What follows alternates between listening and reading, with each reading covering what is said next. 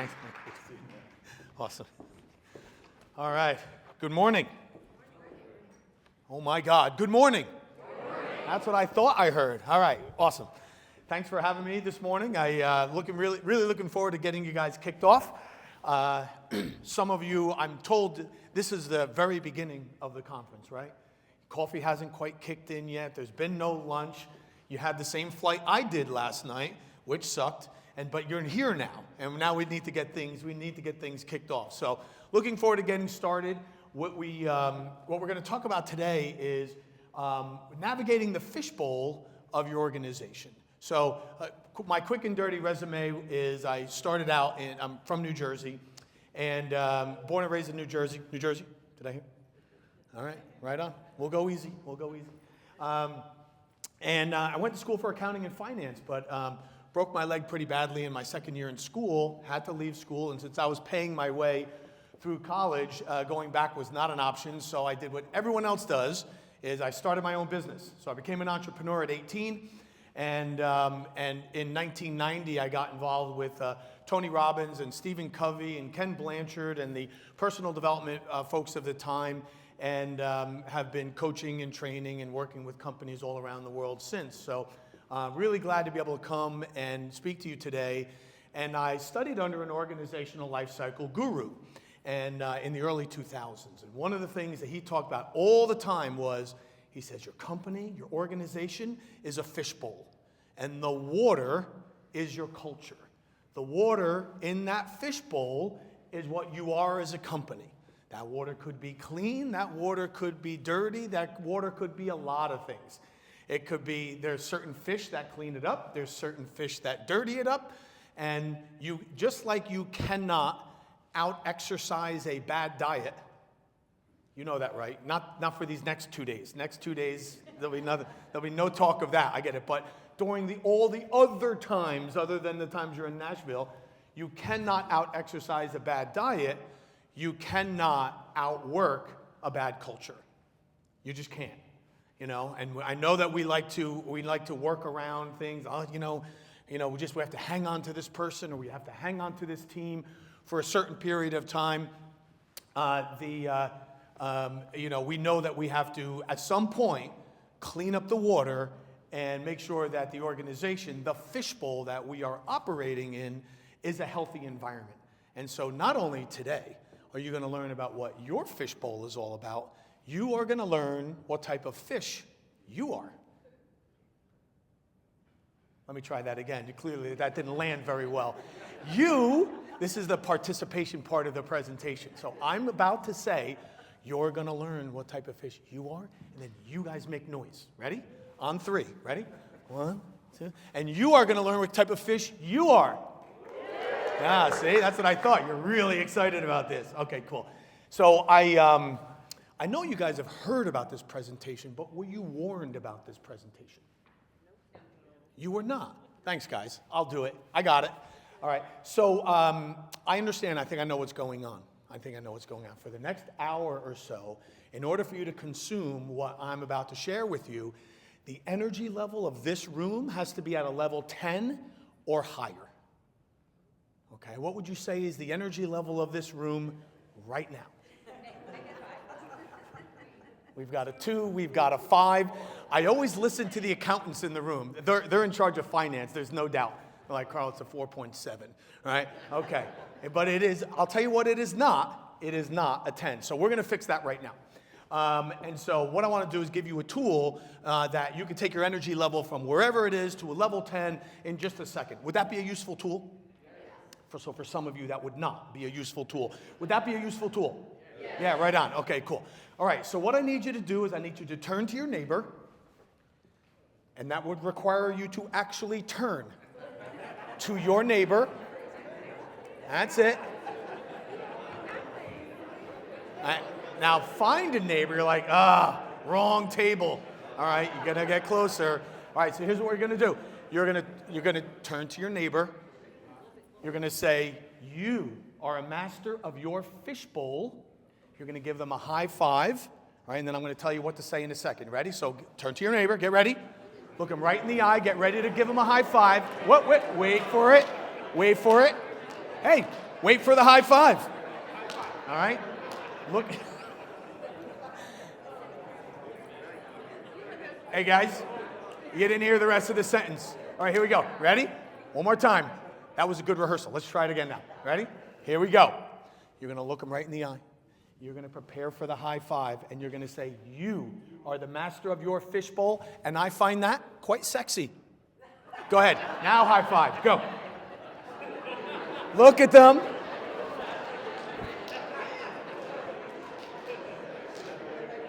All right.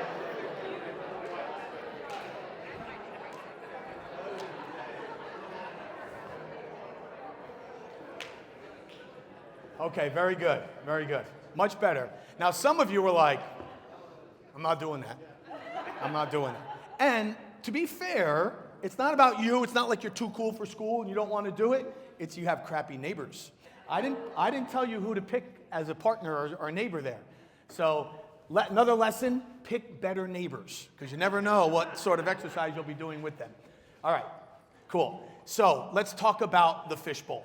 And so the fishbowl is your company. What do we have inside this fishbowl?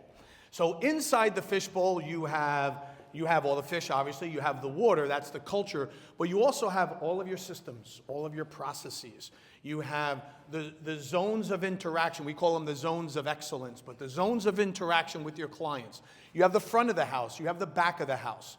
You're in a unique industry in that the front of the house interactions and type of people that you need and training and processes and systems differ in personality from the back of the house. You have two businesses under one roof. You have a sales organization and you have a logistics company. And that's rare. That not many other industries have that. You do, right? So the food and beverage, the hospitality, the travel, the experiential, you guys all have that. Right? And not everyone does. When I owned my construction company, front of the house, wasn't that important. Got the work done, everyone was happy. So we leaned a lot more on logistics. It wasn't as important. You're a sales organization, people will give you a little bit of a break on the logistics. But in your business, you can't. They're too intertwined. So you have two businesses under one roof that had varying personalities. And oh, by the way, just for an additional fun, there is a natural and adversarial relationship between those two parts of your business, right? So you've been to those meetings, right? Accounting, put the finance department in the room with the salespeople and have them give the lecture about the CRM. Isn't that a fun one? Like, hey guys, you got to fill out the CRM. You want us pushing paper and filling out fields, or you want us out there making deals? No, Dingleberry, I want to get you paid, and it would be nice if you had them sign and date the contract. What, you're telling me I'm not getting paid? You're still not listening. I'm just trying to get us paid here. Like, what happened? What's going on? No, you see what I mean? You've been to that meeting before, and you've been to the process versus the goal-oriented people. So there you are, you're doing your town hall, you're talking about the vision of the company, and you're sharing what's going to happen over the next 6 months, 1 year, 3 year. You're all pumped, and you're sharing that, and then someone's like, yeah, but how are we going to do that? You're sharing the what, they're the how. And you're like, listen, what are you trying to be, a buzzkill? Like, no, but this is the same vision you've been telling us for the last 3 years. We've been trying to get you to implement some of it. We haven't started the last set of bad ideas you had. You want us to start on the next set of bad ideas? Did I hear that right? So you've been to these meetings before, right? That's the fishbowl of your company, right? Not just the people that are in it. It's just the natural dynamics about your industry.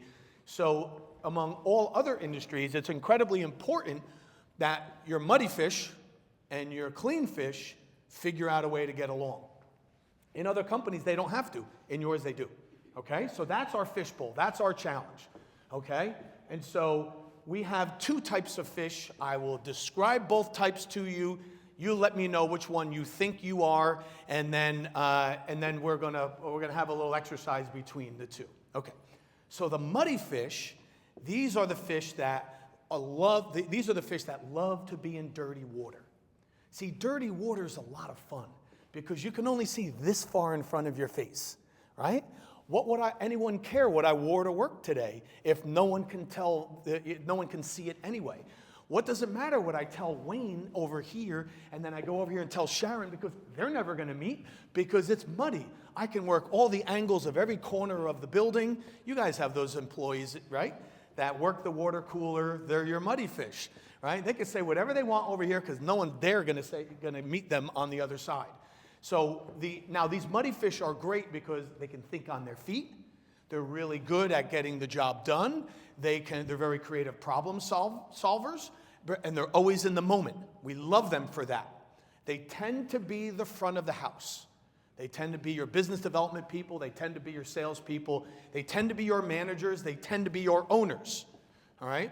You are faster paced and outgoing. You are goal driven. You are impatient. You like getting things done, right? You don't want to hear about the process. That's boring. Honey, don't tell me about the pregnancy. Just show me the baby. Okay? You are often wrong, but you're never in doubt.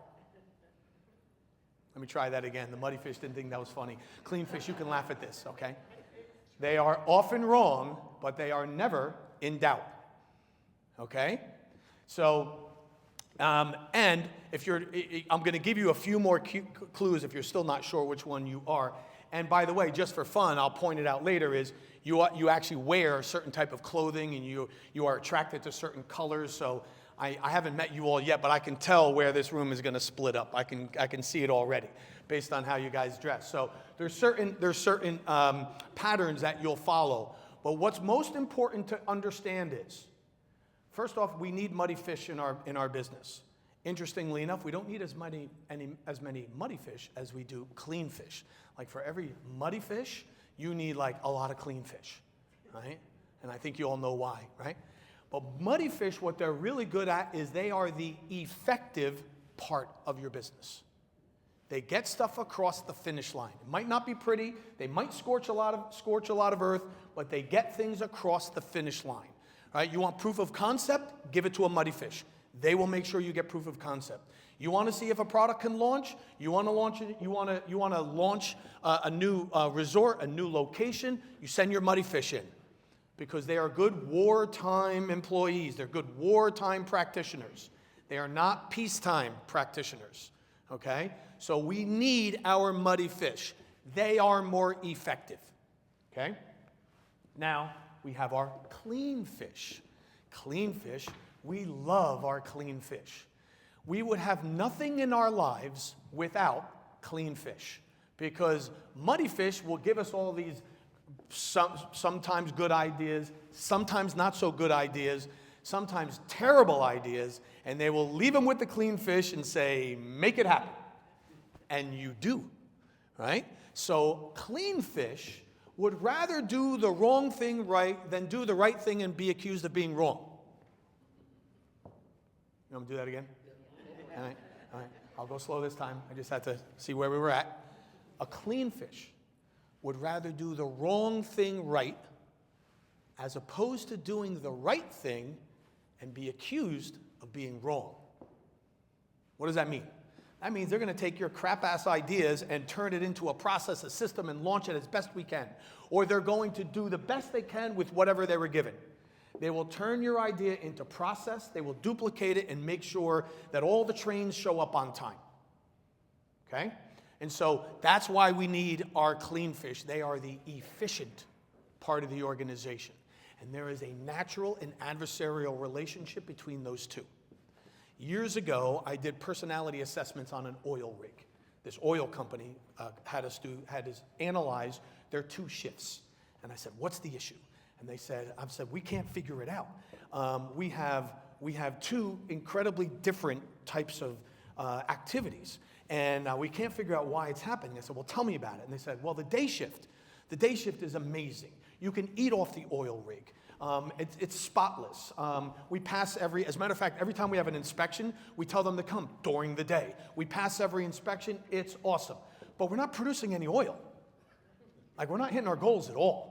I mean, it's just like we spend all day jam-packing 4 hours worth of work in an 8-hour day.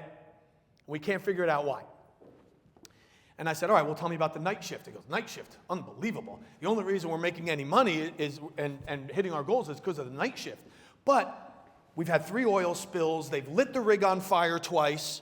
He goes, what's going on? So they had the clean fish working during the day, and they had the muddy fish who said, well, I can make some extra money by working the night shift, And so all the muddy fish were working the evening shift, and all the clean fish were working the day shift. Right? So what we need is a blend of the two. The evening shift was very effective, but the day shift would spend most of the time cleaning up all the problems that the evening shift left. Right? So you have 2 parts to your business and 2 parts to your team. You have your effective part and your efficient part. They need to work together.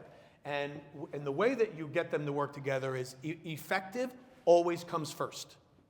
Always. Always, always, always. Sorry, clean fish. You're going to have to clean up a little bit of a mess.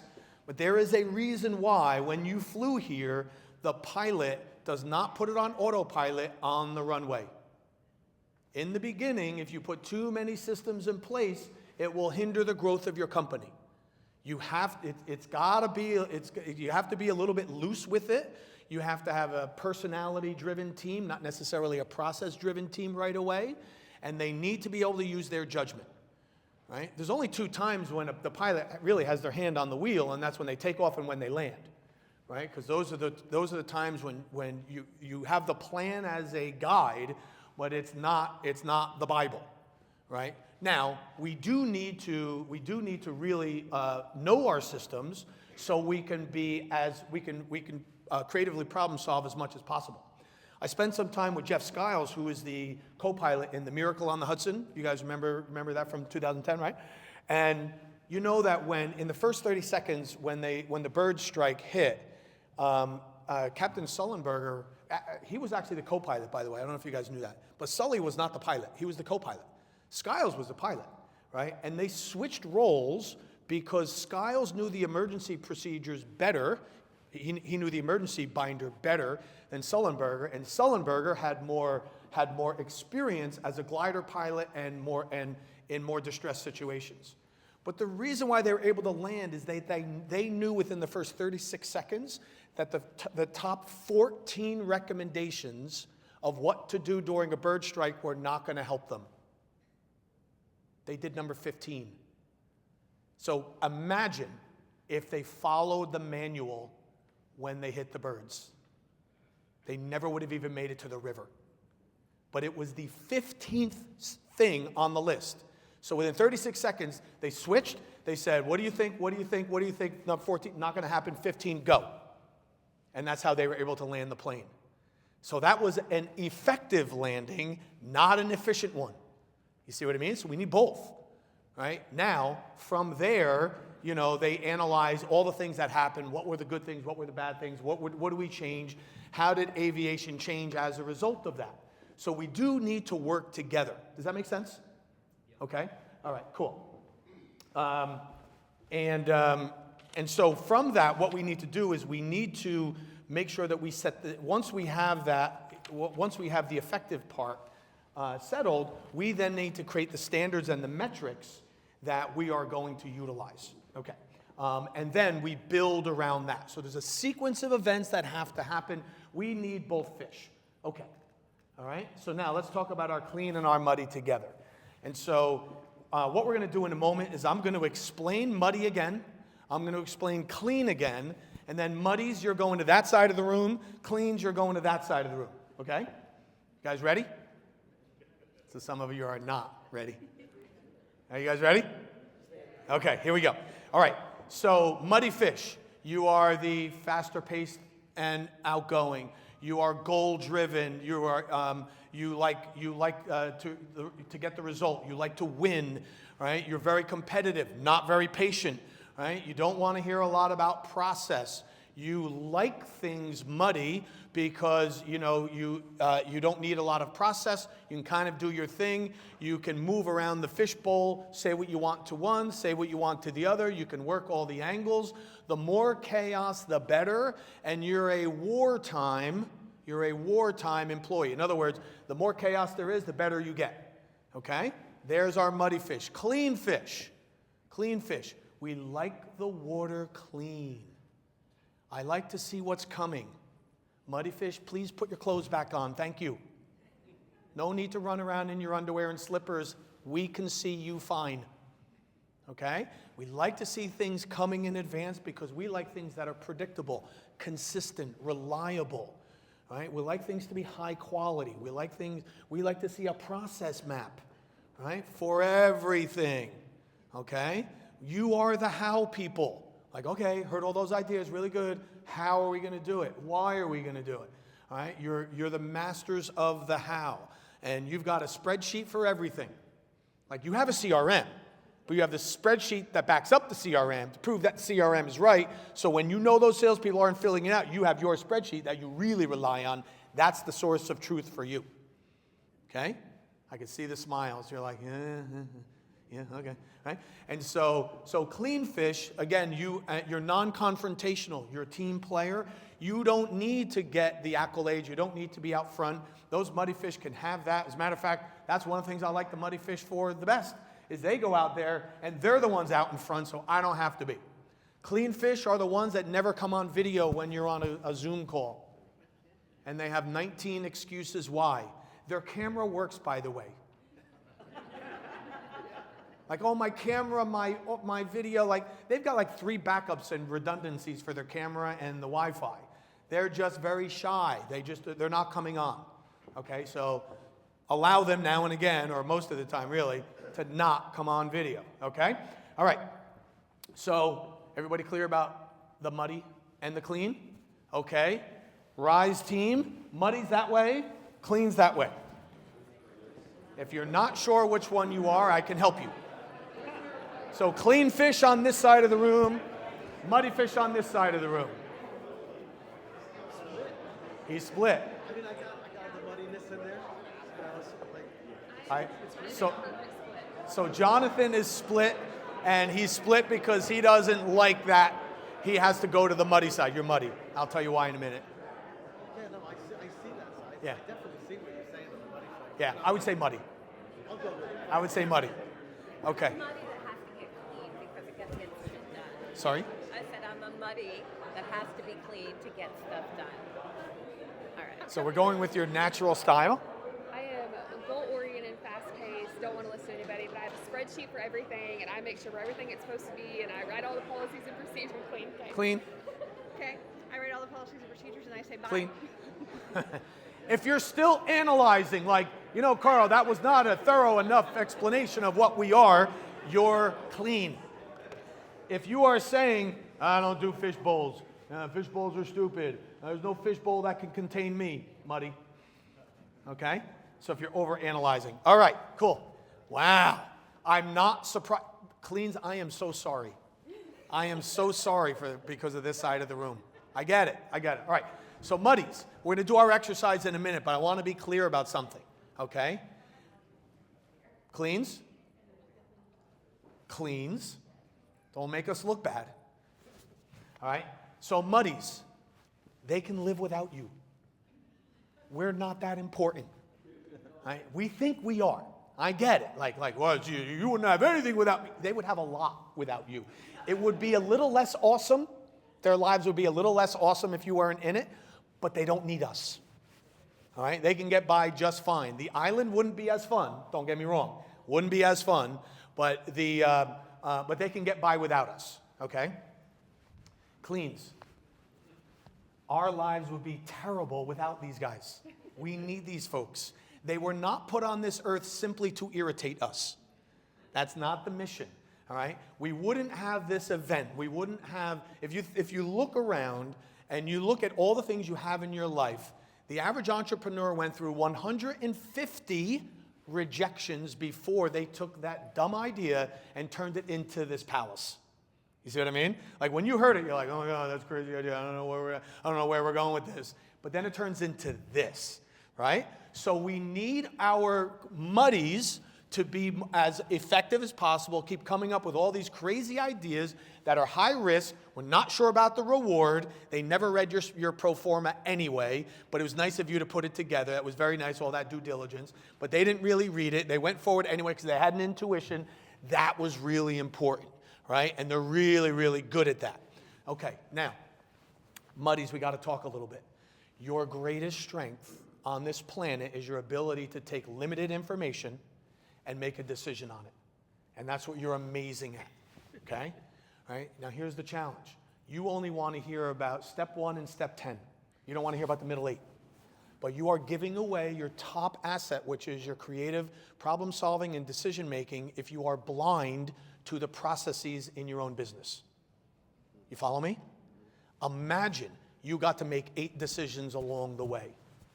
You could expedite your business plan, you could amplify your results, but you're giving away your top thing because you don't like the process. I'm with you, I don't care for it either. But here's the deal, here's the problem we have, is that you can't build the part of your business that you hate. You can't.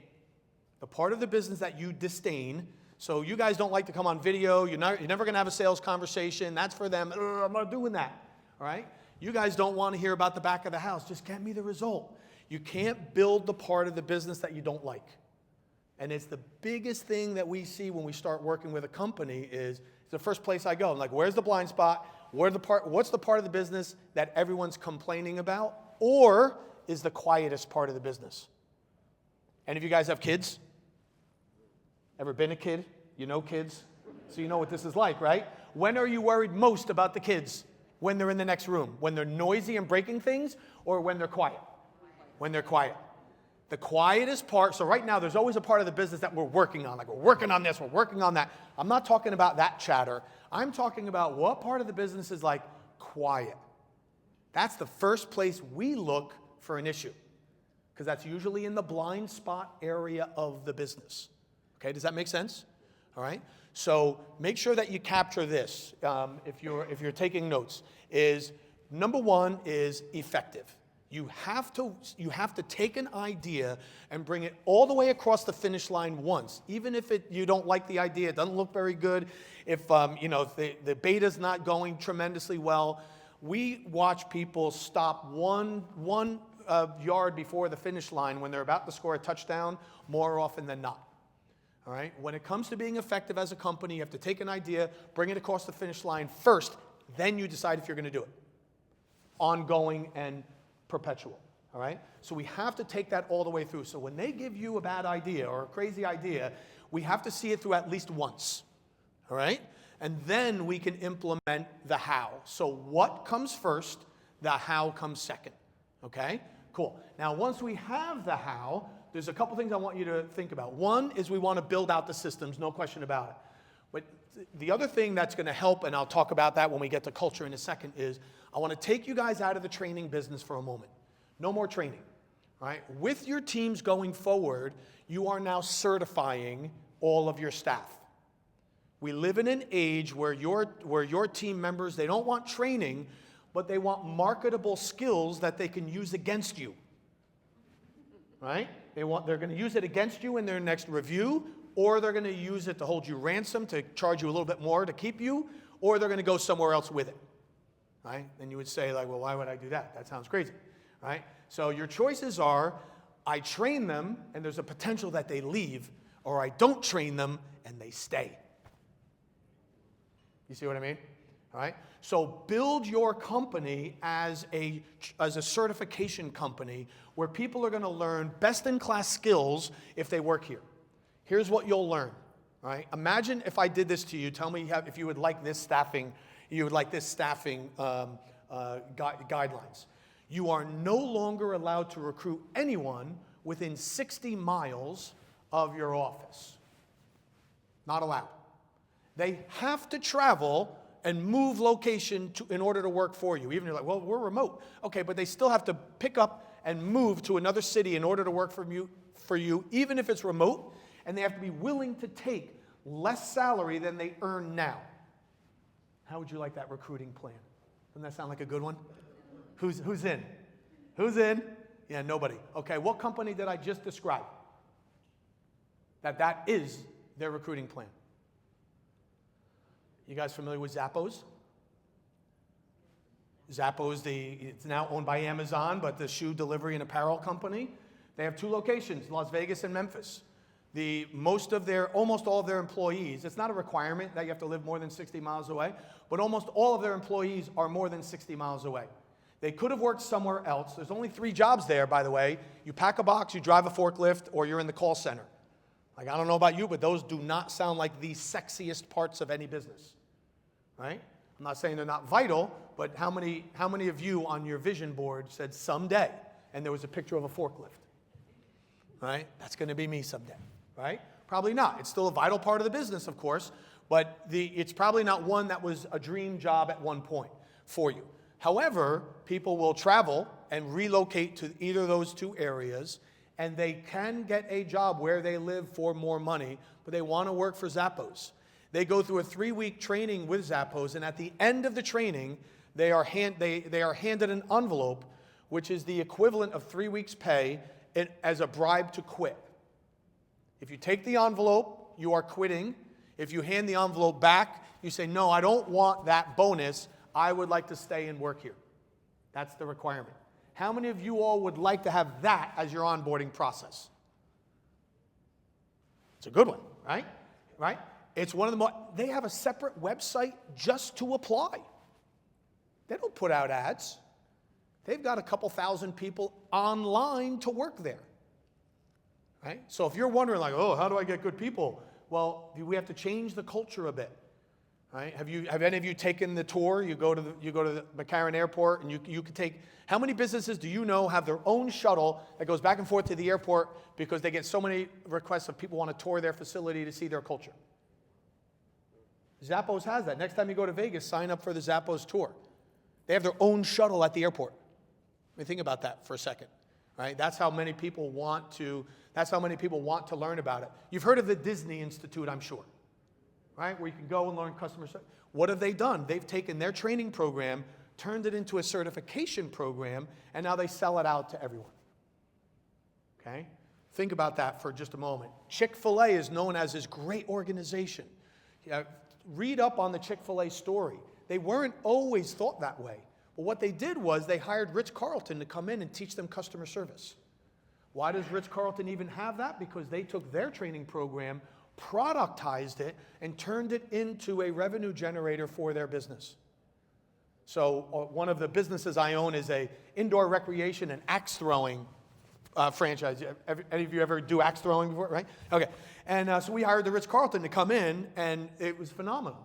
They did a great job with our franchisees. But what did they do is they took their training program, turned it into a certification. So that's what I would encourage you to start thinking about in your business is let's turn what you do well. If you're in this room, you're doing a lot right. You're doing a lot right. You can't outwork the bad culture or the bad fishbowl that you might be in, even if it's in certain parts of the business, right? And so just how you kind of change the paradigm a little bit will help you. So, okay. Any questions on that so far? We're going to go into our exercise. Okay, cool. All right, so now write down. So we just mentioned this before. You can't grow the part of the business that you had disdain for. So what my recommendation is for all of you is become functional in your blind spot. So have any of you ever seen that TV show, The Undercover Boss? Muddy Fish, you've seen that? And if you've seen one, you've seen them all. Like you see one, like, okay, yeah. All right, so what happens is the muddy fish walks into the clean fish part of the business for a few days and is like, oh my God, this is my company, right? And then what happens is they find out that there's a clean fish that's been talking the whole time, but the other muddy fish aren't listening to them. And then they bring that clean fish into the board meeting, and the clean fish says these things out loud, and the muddy fish are like, wow, my God, I cannot believe that. And then clean fish gets a promotion, they get vacation time, they're now on the board, right? Now the clean fish are part of the muddy fish board. Does that sound about right? Pretty much, right? I would encourage you to do the same thing. In your business, pick a part of the business that you don't really care for, like, it's not my favorite part. Do an undercover boss exercise. get with your clean fish, learn that part of the business, or if it's not a part of the business you don't like, just find the quiet part. Because everyone's being quiet, so you don't rattle the cages over there. All right, and you don't upset things. So either find the quiet part or find the part that is not your favorite and do an undercover boss. You guys good with that? You know, you're all shaking your heads. I know you know what part of the business I'm talking about, right? So it's like, oh yeah, the software. Oh yeah, the CRM. Oh yeah, our ERP. Oh yeah, the warehouse. Oh yeah, the kitchen or wherever. You know where that is. That's where a lot of the innovation is because the clean fish are doing that work every day. So they get it. I've been saying forever we should just move the pallet rack over to the side. We wouldn't have to be walking 4 miles a day moving this thing around. Like, well, why haven't you moved it? Well, nobody's answered my suggestion. All right? Let's move those pallet racks together, and that's how it goes. Okay? Clean fish, you like this presentation up until this point. You, my friends, are going to get to work the front of the house. Yes, people like them. You're going to get to work with them. My suggestion is that you do spend some time either with the marketing team or the sales team.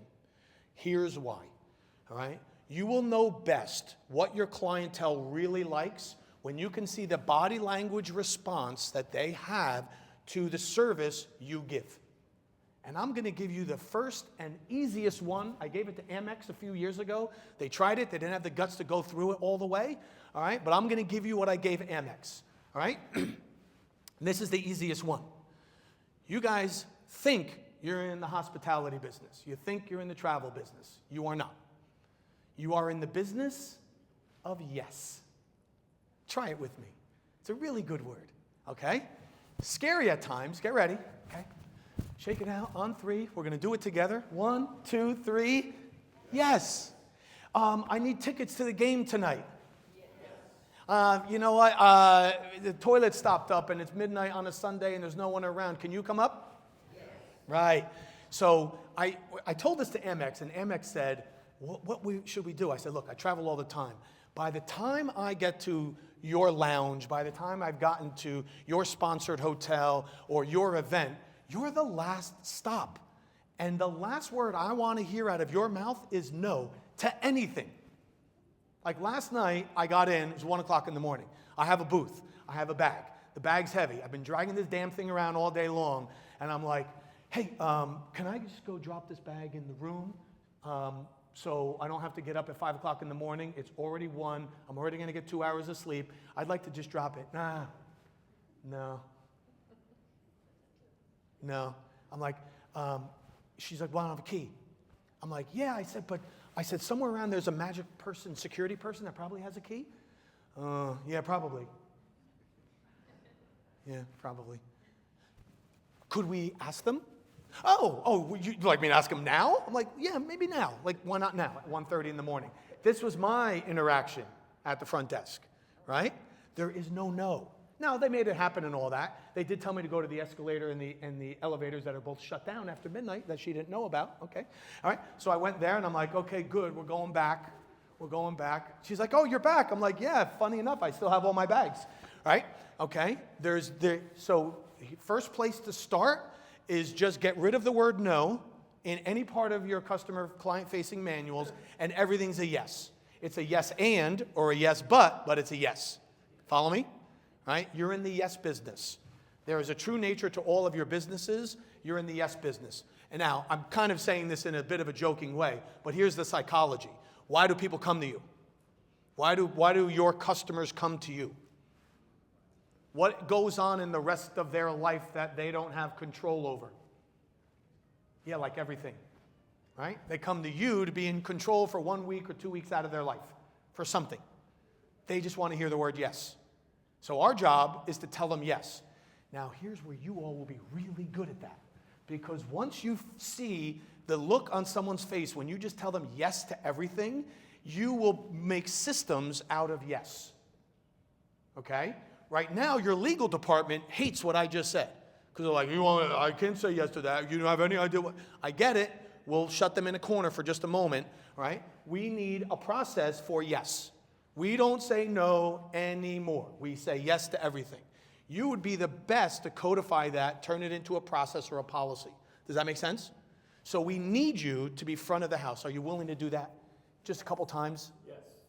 See, they get it. They get it. Now, I know that was partially for me and for them, but I get it. Cool. Thanks, guys. Thanks for playing along.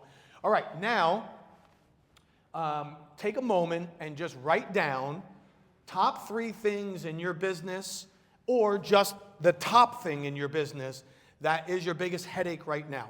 And if you're like, oh my God, I didn't bring something to write. Clean fish. Notice none of them have something to write. Look at them. They have their pens out. They're like all ready. They knew it was coming. So muddy, and they didn't even notice that there's pens and pads right next to them. But I'll do it. Hey guys, there's a pen and a pad like right on the table, right next to you if you'd like to write something down. Okay? So take a moment and write down what's the part of the business that you like the least, or the part is giving you the most headache, or the part that's the biggest problem. Okay? All right, write that down. Muddy fish, you are going to have a different answer than most of your clean fish. Okay? Number two is, what is the leading indicator or KPI or action that you can take that will improve that part of the business the most? It'd have the highest impact right away. Okay? What's part of the business that's your biggest headache right now, or you like it the least, or it's quiet, like, oh my God, I never thought that. The quiet part was the problem part. I'm telling you, it probably is. All right? Now, you might say, well, it's my customer service reps. Fine. It's my booking platform, whatever. It's returns, it's people, it's getting reviews, whatever it is. There's always an action before that that is the leading indicator of how you can make it better. So what is the one action that you know as a team you need to fix that will make that part of the business better, improved, at least neutral, not so bad, okay?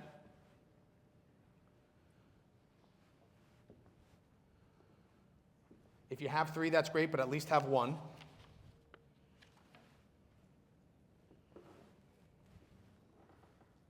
And it'll likely fall in one of these zones: guest experience, attractions, food and beverage, merchandise. It'll likely be in one of those 4.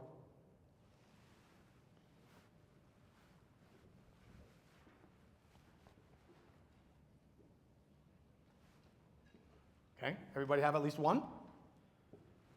So 1 area of pain, and what is it you know, and you all know it, what's the action we know we need to take, we have to commit to in order to fix that particular part of the business?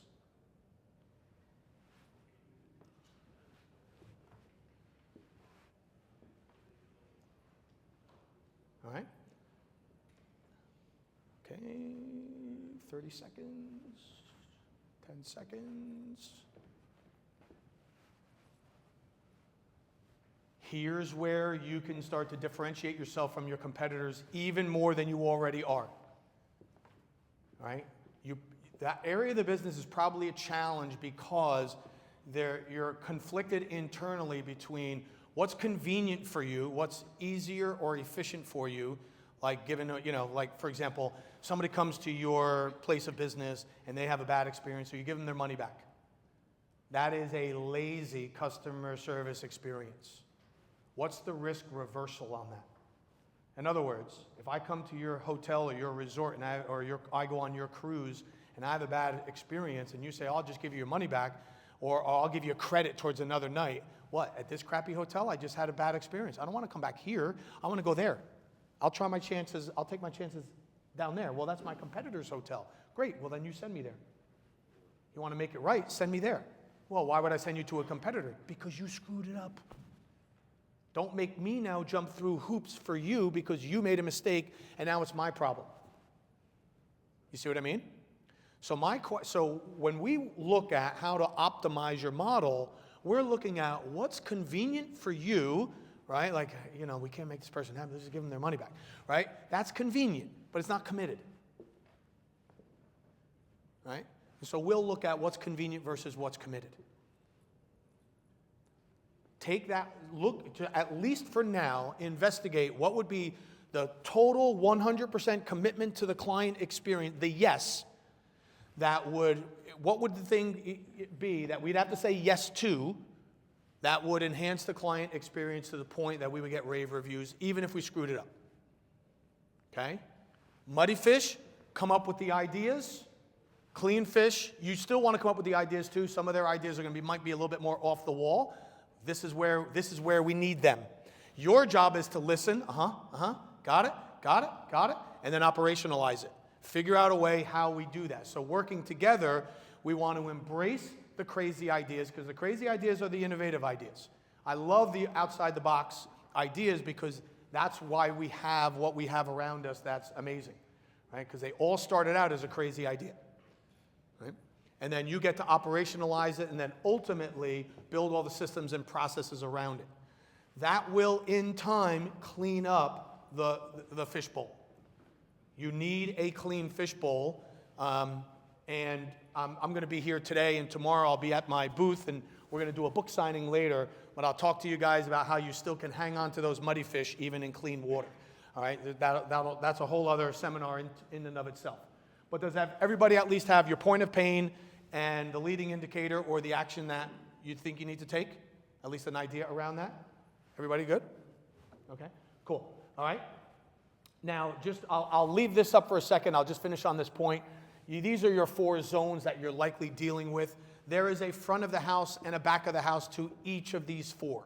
And that's where the clean fish and the muddy fish need to work in concert. We need the effective and the efficient part running at all times in each of these. Okay? And I will leave you with that.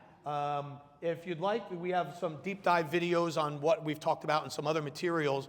If you just hit the QR code, and that will be auto emailed right to you. So if you'd like to do that, that's fine. And we also offer a gift for those of you, if any of you are interested and you had some questions about the presentation, we offer a free consultation. So if you want to take advantage of that, go for it. Otherwise, I'll be at my booth in the expo room, and I'll also be doing a book signing. So thanks to our sponsor. So any questions before we wrap up? Going once, going twice, and you will be permitted to sit with the clean fish and the muddy fish again for the rest of it. You don't have to separate for the rest of the time. It's your call. It's your call. You can say like, hey, he told us to sit together. This is your one chance. But if you still want to sit with the muddy fish, it is permitted. So, okay, cool. All right.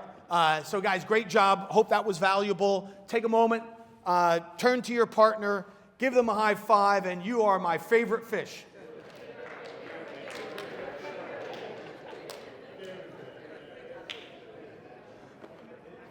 All right, thanks so much. And I think we bring Jim back up.